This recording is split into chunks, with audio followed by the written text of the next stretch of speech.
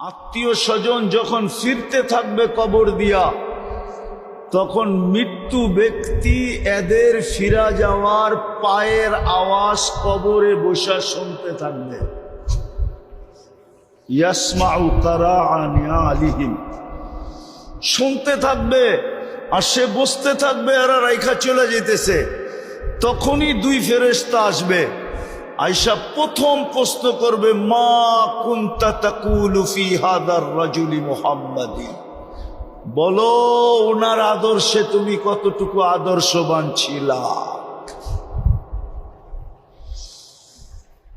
যদি প্রমাণ দিতে পারে, প্রমাণ করাইতে পারে, হ্যাঁ যার সাথে রহমতের সংযোগ থাকবে, কোরআন এই দিকেও ইঙ্গিত দিছে, ইউসাব্বিতুল্লাহু বিল কওলিস সাবিত, দুনিয়ার যাদের সম্পর্ক ছিল ওইখানেও আল্লাহ ওকে ভীতু করবে না,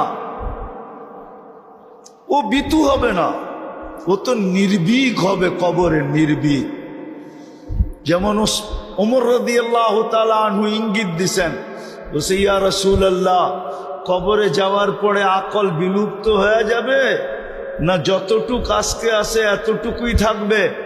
আল্লাহর রাসূল বলছে বিলুপ্ত হবে না, আজকে যতটুক আছে এতটুকুও থাকবে না, বাল আকালু, আরো আকল বেড়ে যাবে। বলছে তাইলে জবাব দিতে কোনো অসুবিধা হবে না। এই জন্য মেরে দোস্ত বলতেছিলাম, মুহাম্মদুর রাসূলুল্লাহ সাল্লাল্লাহু আলাইহি ওয়াসাল্লামের রঙে যে রঙিন হবে, আদর্শকে যে আদর্শ বানাবে, আল্লাহ তো কনসিডার করছেনই, আবার মুহাম্মদুর রাসূলুল্লাহ কনসিডার করছেন। উনিও আমাদেরকে কনসিডার করায় দিছেন আল্লাহর থেকে। তো সাথে সাহাবাদেরকে বলছে, লাউ তারাকতুম উশরা মা উনজিলা বি, তোমরা যদি 10 ভাগ ছেড়ে দাও তো আমার সাথে মিলতে পারবে না। কিন্তু আমাদেরকে কি বলছে? আমাদেরকে না, আমাদের একটু আগে যারা, 100 বছর আগে যারা ছিল ওদেরকে বলছে, লাউ আমিলতুম উশরা মা উনজিলা বি লানাজা, তোমরা যদি 100 ভাগের 10 ভাগ রঙে রঙিন হইতে পারো, তাইলে তোমরা 100 নাম্বার পায়া আমার সাথে মিলিত হবে।